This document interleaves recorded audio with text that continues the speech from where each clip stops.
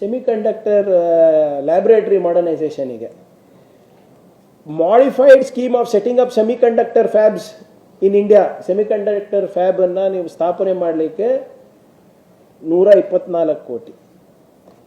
Modified scheme for setting up of compound semiconductors, silicon photonics, sensor fab, discrete semiconductor fab, semiconductor assembly, testing, marking, packaging, OSAT facilities in India ಗೆ 573 crores. ಏನು sir ಇದು? ಎಲ್ಲಿ ನಾರಾಯಣ ಸ್ವಾಮಿ ಚೆಲುವಾದಿಯವರು ದಿನ ಎದ್ದು ಕೂಗ್ತಾ ಇರ್ತಾರಲ್ಲ, ಇದೆಲ್ಲ ಏನಿದು ಮೋದಿ ಸರ್ಕಾರದಲ್ಲಿ ಆಗ್ತಾ ಇರೋದು? ಇದು ಟೋಟಲ್ ಪ್ರೊಡಕ್ಷನ್ ಲಿಂಕ್ಡ್ ಇನ್ಸೆಂಟಿವ್ ಸ್ಕೀಮ್ಸ್ನಲ್ಲಿ 514 ಕೋಟಿ ಕೊಟ್ಟಿದ್ದಾರೆ. ಸೈಬರ್ ಸೆಕ್ಯೂರಿಟಿ ಪ್ರಾಜೆಕ್ಟ್ಸ್ನಲ್ಲಿ 61 ಕೋಟಿ ರೂಪಾಯಿ ಕೊಟ್ಟಿದ್ದಾರೆ.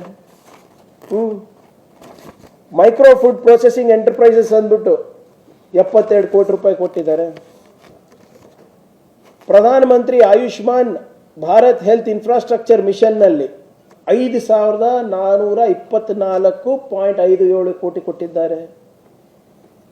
Coaching and guidance for SC ST and other backward classes ಎಷ್ಟಿರ್ಬೋದು ನೋಡಿ? ಬೇರೆದಕ್ಕೆಲ್ಲ 5,000 ಕೋಟಿ, 2,000 ಕೋಟಿ, 4,000 ಕೋಟಿ ರೂಪಾಯಿ ಇದೆ.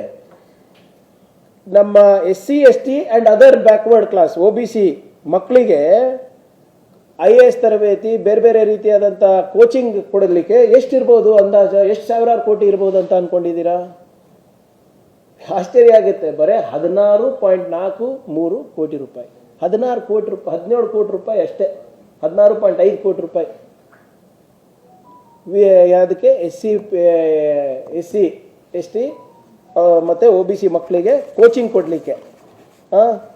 ಇದು ನೋಡಿ, guarantee emergency credit line facility for eligible MSME borrowers, ministry of micro small and medium enterprise, MSME ಮಂತ್ರಾಲಯದಲ್ಲಿ ಯಾರು ಸಣ್ಣ ಪುಟ್ಟ ಫ್ಯಾಕ್ಟ್ರಿಗಳು ಹಾಕ್ತಾರೆ ಅವರಿಗೆ ಎಮರ್ಜೆನ್ಸಿ ಕ್ರೆಡಿಟ್ ಲೈನ್ ಕೊಡಲಿಕ್ಕೆ, ಅದಕ್ಕೆ 1,628,000 ಕೋಟಿ ರೂಪಾಯಿ, 1,628 crores. ಹೀಗೆ ಓವರಾಲ್ ನೀವು ನೋಡಬೇಕಾದ್ರೆ ಮತ್ತೆ ಸೋಲಾರ್ ಪವರಿಗೆ 895 crores, ವಿಂಡ್ ಪವರಿಗೆ 90 crores ಪ್ರೋಗ್ರಾಮ್ ಕಾಂಪೊನೆಂಟ್ ಆಗಿ, national mission for inter disciplinary cyber physical ಸಿಸ್ಟಮ್ಸಿಗೆ 40 ಕೋಟಿ, science and technology institution and human capacity research and development 35 ಕೋಟಿ, innovation technology development and deployment 107 crores, science engineering ಬೋರ್ಡಿಗೆ, science and engineering ಬೋರ್ಡಿಗೆ ಅದರಲ್ಲಿ ಎಷ್ಟು ಜನ SC ST ಇದ್ದಾರೆ? 52 ಕೋಟಿ ರೂಪಾಯಿ ಕೊಟ್ಟಿದ್ದಾರೆ. ಹೀಗೆ ಒಟ್ಟಾರೆ 1,67,000 ಕೋಟಿ ರೂಪಾಯಿ, 1.65 lakh crores is only SEP component. ಅದರಲ್ಲಿ ಎಷ್ಟು SCಗೆ ಹೋಗ್ತಾ ಇದೆ ಅಂದ್ಬಿಟ್ಟು ಕೇಂದ್ರ ಸರ್ಕಾರ ಹತ್ರ ಮಾಹಿತಿ ಇಲ್ಲ. ಇದು ಹೇಗಾಗಿದೆ ಅಂದರೆ, ನಿಮಗೆ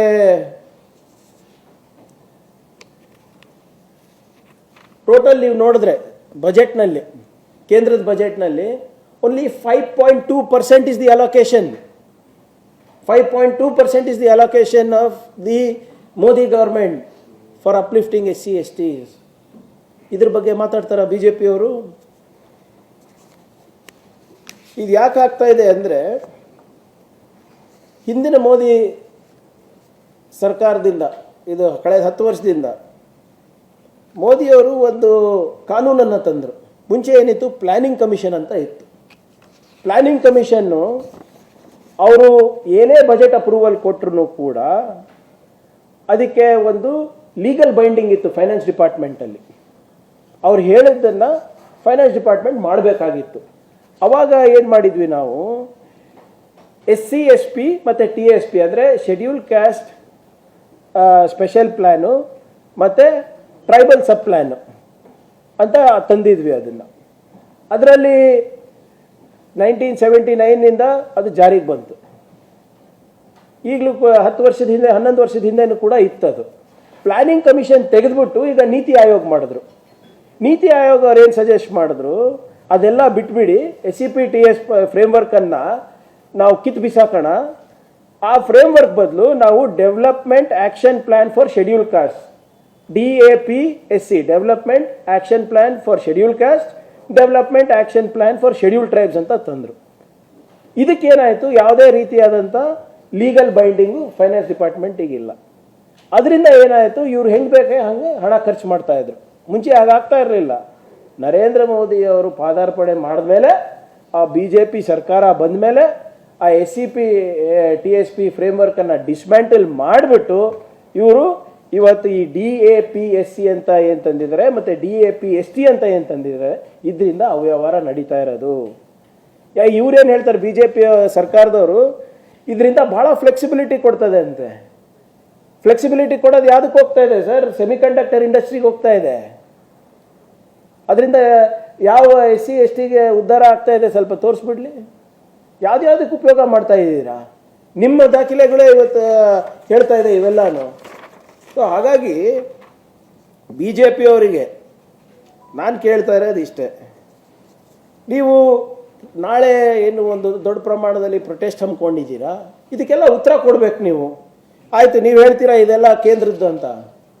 ಯಾವಾಗ ಈಗ ಸದನದಲ್ಲಿ ನಡಿಬೇಕಾದ್ರೆ ನೀವು ಬಜೆಟ್ ಭಾಷಣಗಳು ಕೇಳಿ, ಪ್ರತಿಯೊಬ್ಬ BJP ಶಾಸಕರು ಮೋದಿಯವರ ಹೆಸರು ಒಂದೊಂದು ನಿಮಿಷಕ್ಕೆ 4 ಸರಿ ತಗೊತಾರೆ. ಇದಕ್ಕೂ ತಗೊಳ್ಳಿ. SCP TSP ಆ್ಯಕ್ಟನ್ನು ನಾವು ಕಿತ್ತು ಬಿಸಾಕ್ಬಿಟ್ಟು ನಾವು ಏನು ನಮ್ಮ ನೀತಿ ಆಯೋಗದ ಫ್ರೇಮ್ವರ್ಕನ್ನು ನಾವು ತಂದಿದ್ದೀವಿ ಅಂತ ಹೇಳಿ.